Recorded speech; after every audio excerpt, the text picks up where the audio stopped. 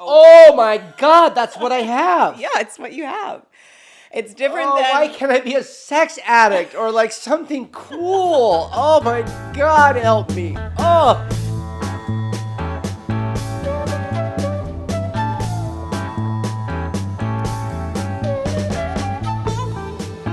Welcome back. Welcome back. Welcome back to the Harley Malarkey podcast. Old dog, new tricks. Yes. Our last podcast was like, so. I don't even know if that was a podcast. No, it wasn't. We're just rambling. Yeah. We're like one of those bands from the 1970s. We're just a rambling man, you know? We both found out that day that our necks were completely off center, and we got them moved around a little bit by a chiropractor, and we were both a little woozy. Yeah, that's cool. Yeah. Did you have anything you wanted to talk about today? I actually do. Okay. Well, I have like a whole episode planned, but let's hear what you had to say. Well, that's so funny. You should have maybe asked. That's the problem with me. If you ask, I'll be like, I'll have something to say. Okay. Do you want to take that back? Well, I'll let you travel back in time right now and act like that question never came up. Let me hear what it is first. Okay, well, I'm in a kind of an emotional raw state right now. Oh, you are? And the podcast for me has always been very therapeutic. Yeah. Right? Helps me heal. I mean, just sharing with the general public what's going on in our lives is really what this podcast is all about. Yeah. And hoping that through our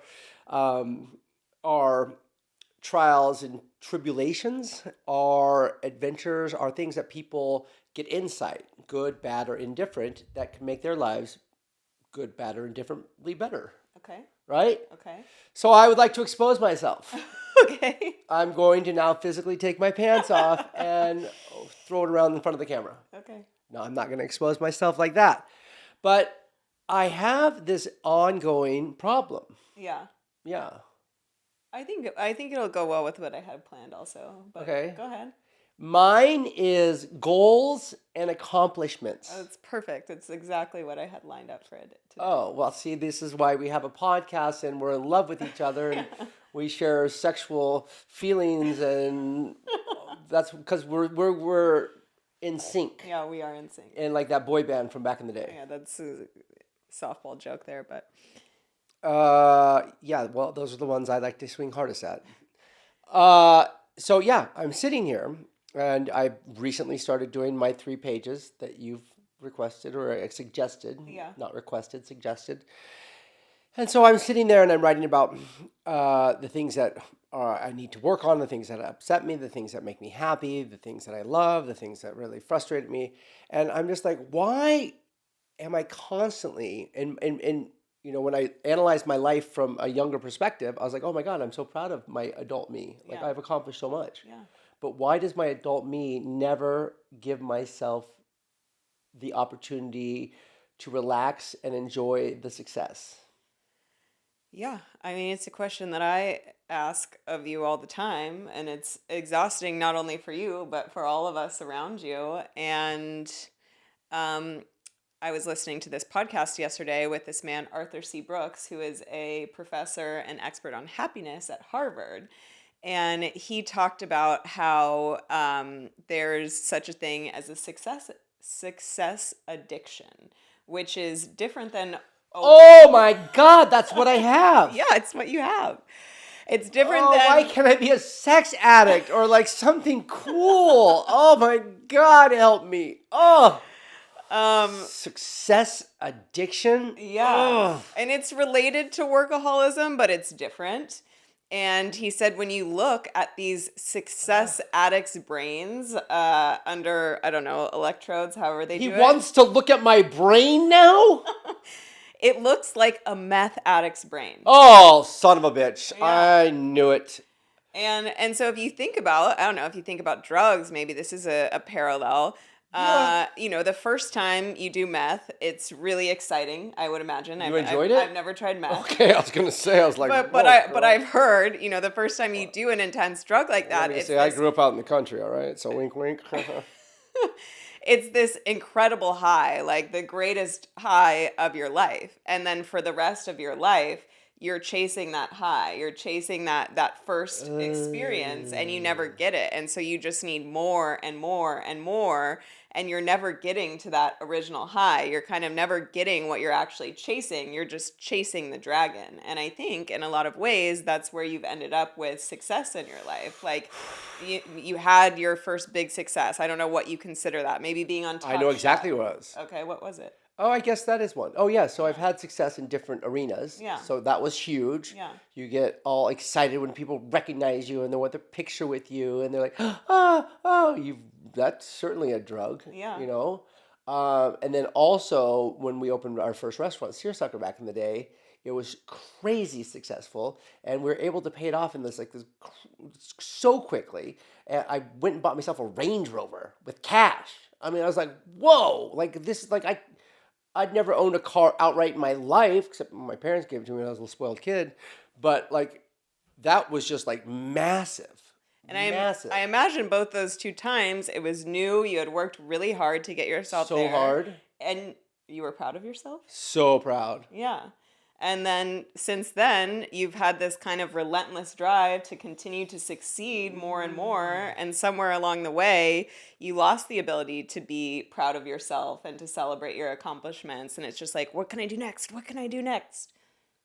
How can I get that fixed? What I don't know. And this is where my problem is, because I have, look at this, I have so many things that are going so great that a non-addict would be like, oh my God, I'm killing it, I'm so happy.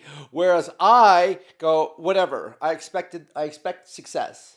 I expect success, but this one isn't up to par. This company isn't doing what it's supposed to be doing. My TV career isn't accelerating as fast as I would like. I just constantly just go, why are these not perfect? Why are these not more? I wake up in the morning like, I need to fix it more.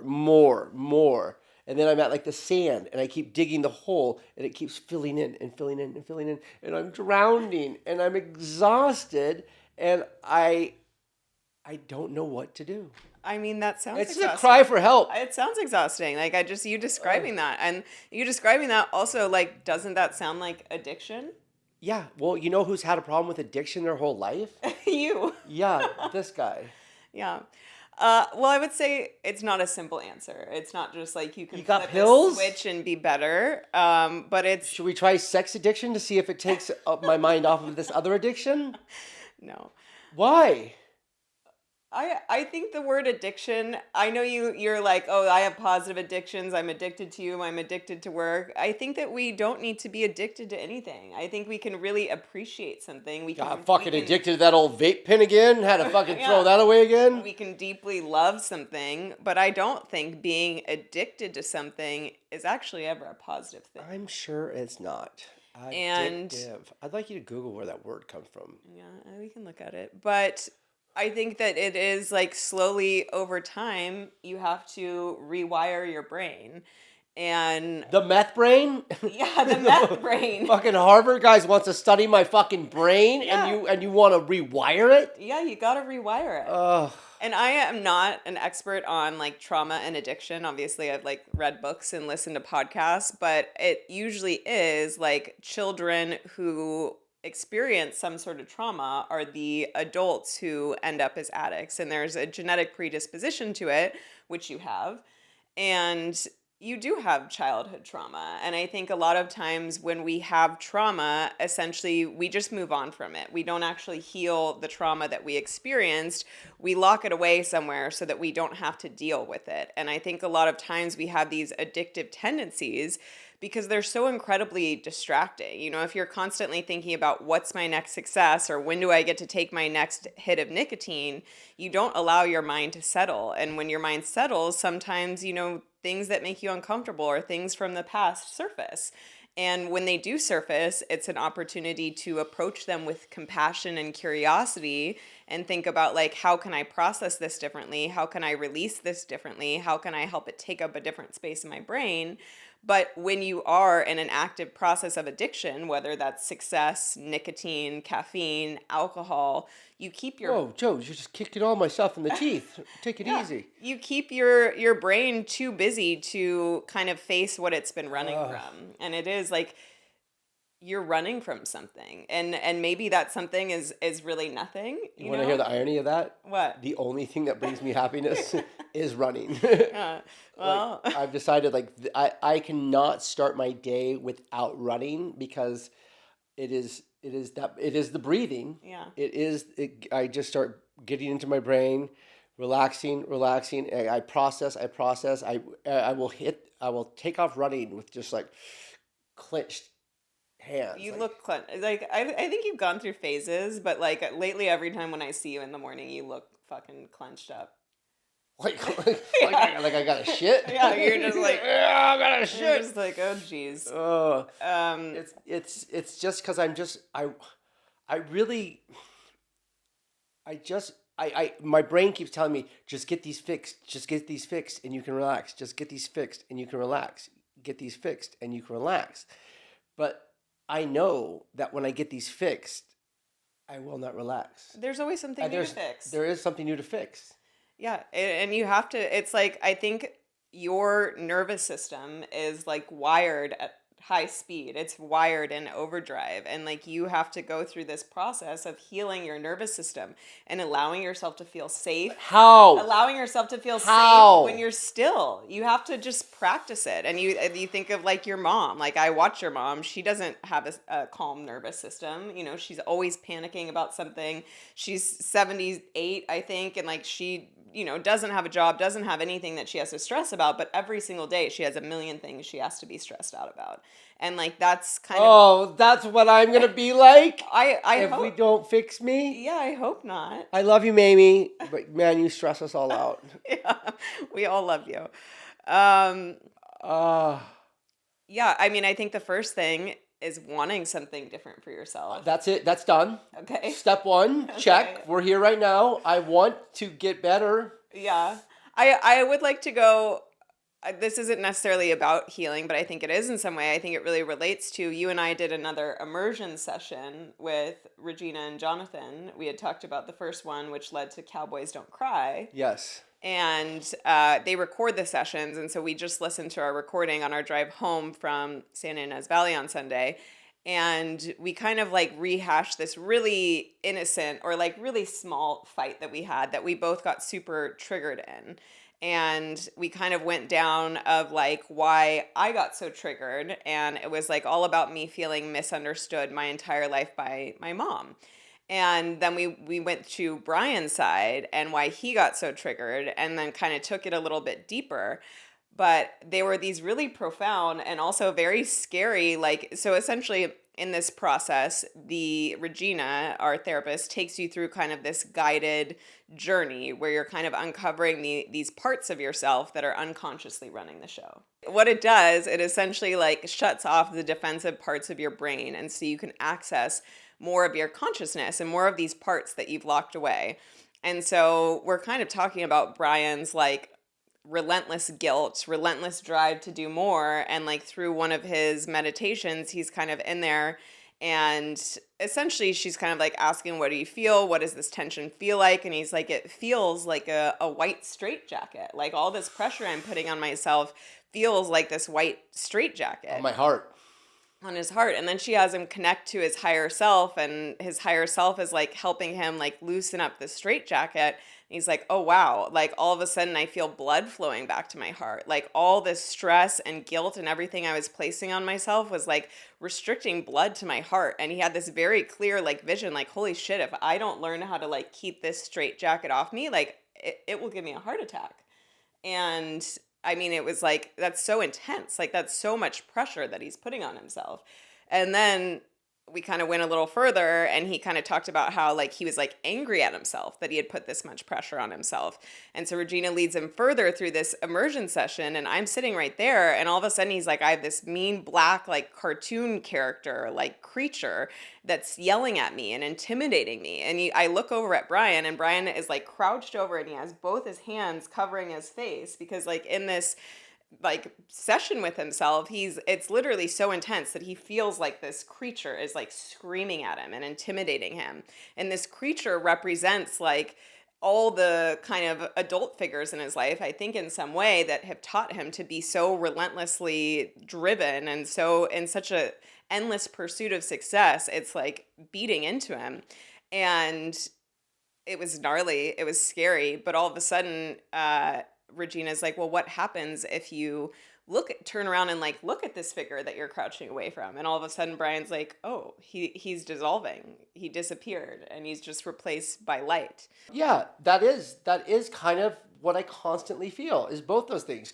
Can't breathe, chest is really tight, like I'm trying to solve problems, trying to figure out things, and then I'm constantly yelling at myself. I think that's me yelling at me. Yeah. Of like, why the fuck didn't you straighten this out? Why did you get in trouble? Why didn't you figure this out earlier? Why didn't you do this? Why didn't you do this? Why are you in this position now? And that is just a constant. I feel like it was that old Tom Hanks movie where there was the mystery and they're trying to solve the stuff at the Louvre and stuff. But there was one character that just fucking, what do they, when they whip themselves? Yeah. Just fucking just, I just constantly just sit there and just whip myself, just ka-chink, ka-chink, like you've done bad. You could have done better. You should have set yourself up for better success. You shouldn't be in these positions. So that is exhausting. Yeah. I mean, right now you're living in a self-created prison. You can free yourself. Nobody else has you trapped in here. It's all you and your own psyche. I know. So, Well, I think we can talk about a little bit of the origin of this. Like, where does this come from? And I think we talked about in therapy how it really comes from your mom and your stepfather. And your stepfather was kind of like your primary father figure growing up. You lived with him the majority of the time. And you have realized that he did not have the capacity to love himself, love your mom, or love you. But as a kid, you were dying to have his love, which wasn't a possible thing to do. Like, it wasn't in the realm of possibility no matter what you did. But the way that Matt showed you acceptance, not even love, was like if you worked your ass off every day, like that. you earned it. That was your approval. You earned your approval. And you that, earned it. Yeah. Yes. And approval equaled love to you as a child. And your mom was kind of exactly the same way. And so as a kid, the only way that you felt loved was if you worked your ass off. And here I am. I'm still working my ass off. And now you have a girlfriend who's like, I would love it if you worked less. Yeah. And you have children who would love it if you worked less. And it's not even about like letting go of your aspirations. It's about like being able to relax. Like, and this is going to sound horrible to every addict out there. And I never want you to drink again because it has saved and changed our relationship. But it's just driving you to drink it. No, there's this tiny part of me that misses the you that used to drink, because then when we traveled, you could actually have fun. Like when we would go places, you would like let loose and forget about work and just be super present with me and have fun. And you don't really know how to do that much without a substance. Like you still wake up stressed about emails. You like don't want to be anywhere for too long. And you stopped letting yourself have as much fun. Oh no. Yeah. So I have to start drinking again? No. Oh. No, you have to learn how to like let yourself relax without getting blacked out drunk. Well, those were fun. I mean, they told me they were fun. Yeah, I do. So this is what we're here to figure out. Yeah, and I don't have all the answers. Some of the things that I think have helped me, I didn't have to rewire my brain in this way, but I've had to rewire my own brain in other ways. And I think it's really important to create awareness of what you're doing and when you're doing it, just like noticing like, oh, I'm doing that thing again. I'm beating myself up. Like, what is reality? Is reality that like, if I don't do this, like I'm not going to be lovable? I wrote these notes down. Yeah. I was like, what happens if that fails? Yeah. What happens if I don't work hard enough at that one? What happens if that doesn't launch? What happens? And then I got fucking mad at myself. I was like, fuck you, malarkey. Fucking get back on your horse. None of that shit's fucking going down because you're going to put it on your fucking back and you're going to fucking run up the fucking mountain with it and ain't none of this shit's going to fail. So there's more work to do than I couldn't even. I gave myself a half a page of like, what if it does fail? You'll lose money, you'll lose this will happen, this will happen. And then I just got fucking mad at myself. I even let failure be an option. Um, Well, we're acknowledging it and we're talking about it, yeah, and I I think I need to compartmentalize my life better and go, I'm going to give myself these few hours here to be stressed. yeah, I'm doing better at that. yeah, I'm trying to like put the phone and the computer down at night. yeah. We cooked dinner last night with the kids. We laughed. Everyone had fun. I'm doing so much better. Sailor's not yelling at me for looking at my phone. I'm doing better being present. As soon as everybody kind of went off to their rooms, I was like on my computer. I was like, what the fuck? Which I need to realize the rest of the world takes time off. I too. And like you're the boss, like you get to drive the sense of urgency, and you definitely do with your That's team. why I do. But there doesn't need to be a sense of urgency all the time. There are certain things that are urgent, but most things are not. And like you, I think also just like a practice could be like you feel the need to respond to almost every text message like the second that you get it. And that's just like not necessary. You can look and say, hey, is there anything urgent here? I would say 95% of your texts are not urgent. And we never used to live in this culture where people had immediate access to us all the time. Like you used to have to pick up the phone and call somebody. I mean, before that you had to write a fucking letter. Like people don't deserve to have access to you every second of the day. People do not deserve an immediate response from you. Like there might be your children might in certain scenarios, but I think even our kids, we've trained them to like we're always on call. We're always going to get an immediate response from us. And like that actually takes away from them figuring their own shit out. You know, if we answer the phone the first second every time they call, they're asking us to figure out their problems for them. And I think that there's so much value in allowing other people to figure out their problems for themselves. And I just think about even like, you know, you go away for work on vacation. Like I used to, you know, I worked for a corporation. So I would go on PTO, I would turn on my out of office message, and I wouldn't check my email for the whole time I was on vacation a lot of the times. Um, and it was amazing how 90% of the urgent things people reached out to me for, they found their own answer by the time I got back from vacation. And so I think that there's all these little things that we can do to like retrain our nervous system. Like we see a text message, we immediately feel drawn to respond it, and then we drop back in, we check in with ourselves, and we say, "Hey, that's not urgent. I'm gonna stay here. I'm gonna be present where I am. I don't need to get pulled into this right now." And I think that is kind of along what you've decided with compartmentalizing. Like maybe you have an hour in the day where you're like, this is when I go through all my text messages. Like I'll scan and see if my kids texted me, or if I'm waiting on this important business thing, I'll scan for that. If not, I respond to all my text messages between, 3 and 4 every day.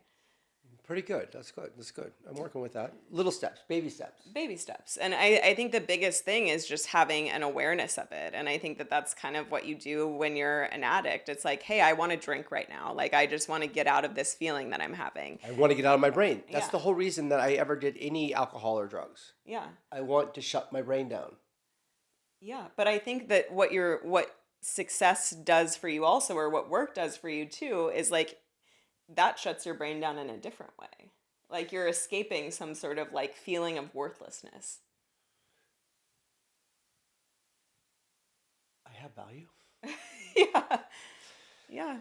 Oh God, And doctor! I was looking for just like a pill I could take that would make everything better. well, in this podcast episode that I was listening to, he talks about how basically the things that fulfill us and provide us happiness are pretty much universal, but a lot of us are just confused. Like a lot of us don't actually know what brings us happiness. And I don't remember exactly what they were, but I think it was family, like romance and fulfillment. So I'm pretty excited. If I could pull out my journal right now, Yeah. I did write one whole page of things that make me happy. Yeah. Yeah. And what were some of them? Oh my God, it goes on forever. Yeah. It goes on and on and on. It was just coming at me. It was the exercise, conversation, naps, travel, eating, singing, dancing, laughing, like so many things. Reflecting, listening, something I'm not good at. Listening to other people tell me a beautiful story, you know. Encouraging. There's just so many things. It's limitless, you know. Yeah. Drinking fucking water Yeah. makes me happy, Yeah. you know. Um, But and like I Waking up with you makes me happy, oh, me too. you know. Going to bed with you sometimes, not so much. No, just kidding. Just kidding. I'm totally joking. Uh, I, Hearing my kids tell a story, uh, a kind gesture on the beach, somebody smiles at you. That makes me happy. I found a sand dollar today. I gave it to a cute little tourist girl. She was walking on the beach with her family, and I was like, "Hey, I got this for you." I gave it to her. I said, "I need 50 cents back." Because it was a dollar, and she didn't understand that. But that made me happy. I still got the 50 cent. Yeah. A lot of those things are not success. All of those are not success oriented. And I think, they always say, like, at people's deathbed, like, nobody ever says, I wish I would have worked harder. And like, I think you have to know and feel safe in the fact that you're always going to be a hard worker. I think when done those immersions, you're like, I'm afraid that if I let myself relax, I'm all of a sudden going to be insignificant and be nobody and I'm going to lose all my drive. And it's like, that's who you are. Like there is just a part of you A that is loser? no, Oh. that a part of you that is just driven and will always like be successful and want to create. I think it's that you're creative and that you always want to create. And I think if you could tap into that part of yourself versus this relentless, mean, self-flagellating kind of drill sergeant and just create for the joy of creating, you'd still have success. But you wouldn't have the straight jacket around your chest. You wouldn't have the little cartoon character screaming at you. Like, how joyful would that be to like build a Don't restaurant? devalue my demon, okay? It wasn't a cute cartoon character, all right? It was like a scary fucking cartoon character. I could draw you a picture. Yeah. Wouldn't that be nice though?